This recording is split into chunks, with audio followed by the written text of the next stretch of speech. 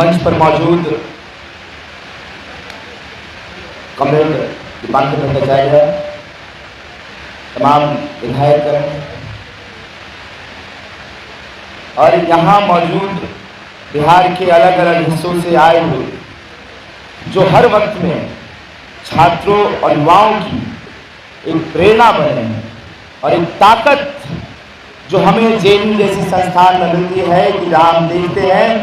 कि हमें मालूम है कि देश के गांवों में, देहातों में, बिहार के गांवों में, देहातों में लाल झंडा पकड़कर लोग चल रहे हैं कि इस देश के गरीब के बच्चे पढ़ सकें और विश्वविद्यालय में जा सकें। तो यहाँ की एक लड़ाई को वहाँ तक ले जाने के लिए आप सभी को जय भीम, लाल सलाम। साथियों, कुछ दिनों पहले जेएनयू में चुनाव हुआ। एक 3 साल का संघर्ष हम जेएनयू में कर रहे थे कि जेएनयू में डेमोक्रेसी बहाल हो, जमहूरियत बहाल हो। जेएनयू में जो छात्रों के मुद्दे हैं, तो जेएनयू में छात्रों के सवाल हैं कि जो फेलोशिप की मांग है, गरीब का बच्चा क्यों नहीं पढ़ पा रहा है, संख्या इतनी कम क्यों हो रही है वंचितों की, इन सारे सवालों को लेकर हम जेएनयू के चुनाव में उतरे थे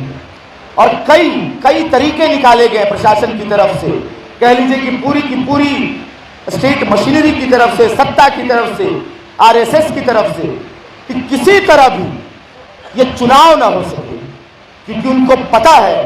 कि जेएनयू उनको हराने वाला है और हमने हराया। हम छात्रों के बीच इसी बात को लेकर गए कि जो देश भर के मुद्दे हैं, कि छात्रों और युवाओं को जो पिछले 10 सालों से छला जा रहा है, छात्रों और युवाओं को हायर एजुकेशन में आने से रोका जा रहा है, बड़ी शिक्षा, आगे की शिक्षा पूरी करने ही नहीं दी जा रही है। पहले ये होता था कि कोई अगर स्टूडेंट यूनिवर्सिटी से निकल जाता था किसी कारणवश कि पैसे नहीं है घर में, तो पूरी यूनिवर्सिटी के लिए शर्म की बात होती थी, पूरे समाज के लिए शर्म की बात होती थी कि समाज एक छात्र को पढ़ा नहीं पाया यूनिवर्सिटी में, और यूनिवर्सिटी के लिए शर्म की बात होती थी कि एक छात्र उसके विश्वविद्यालय से ड्रॉप आउट हो गया, निकल गया। लेकिन आज देखिए कि उसको संवैधानिक कर दिया गया नेशनल एजुकेशन पॉलिसी के नाम पर। एक बेशर्म सरकार जो इस देश में हायर एजुकेशन में नेशनल एजुकेशन पॉलिसी लाती है और कहती है कि 1 साल के अंदर अगर आप पढ़ाई छोड़ेंगे तो आपको डिप्लोमा की डिग्री मिल जाएगी, 2 साल में सर्टिफिकेट और 3 साल में डिग्री। जो एक शर्म की बात होती थी कि ड्रॉप आउट करना, आज वो कह दी है कि इसको कानूनीकरण कर दिया गया है, इसका संवैधानिकरण कर दिया गया है। और इसी के खिलाफ हम जेएनयू में लड़ रहे हैं। हम इसी के खिलाफ जेएनयू में बोल रहे हैं कि जो वजीफा मिलता है कि ज्यादा से ज्यादा लोग पढ़ सके,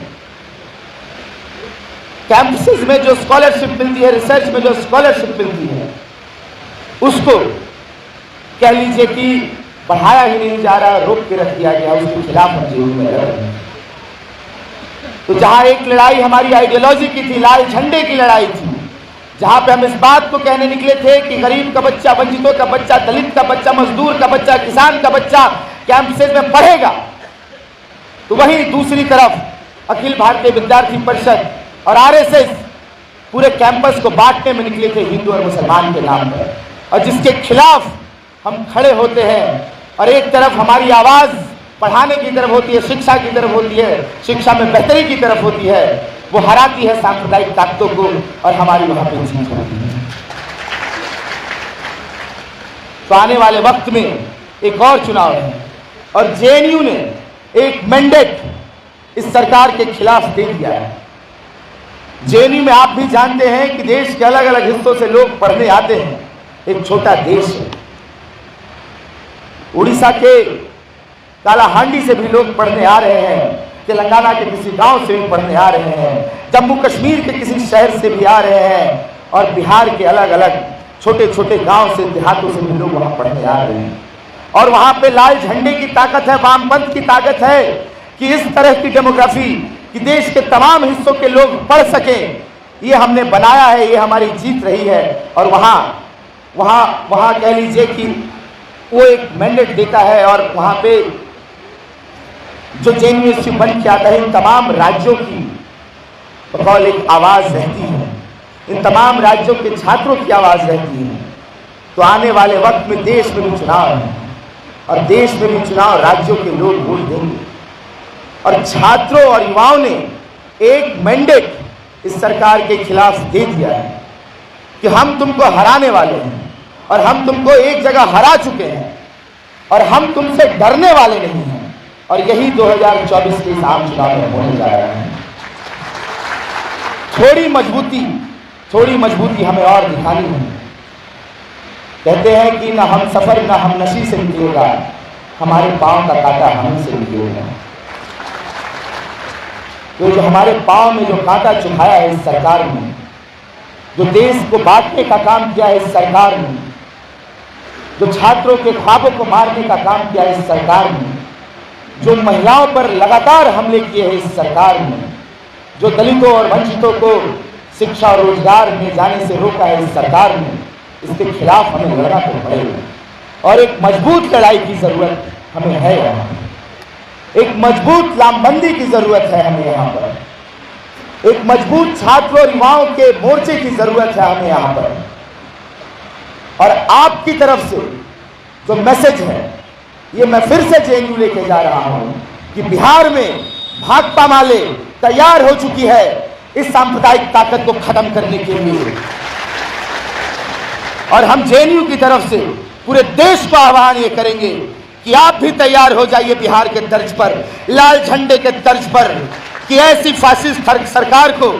ऐसी खूनी सरकार को, ऐसी सांप्रदायिक सरकार को जड़ से उखाड़ फेंकने के लिए और देश में संविधान को बचाने के लिए, इस देश को बचाने के लिए वंचितों और दलितों, मजदूरों, किसानों, महिलाओं की आवाज को बचाने के लिए। शुक्रिया। इनकलाब जिंदाबाद।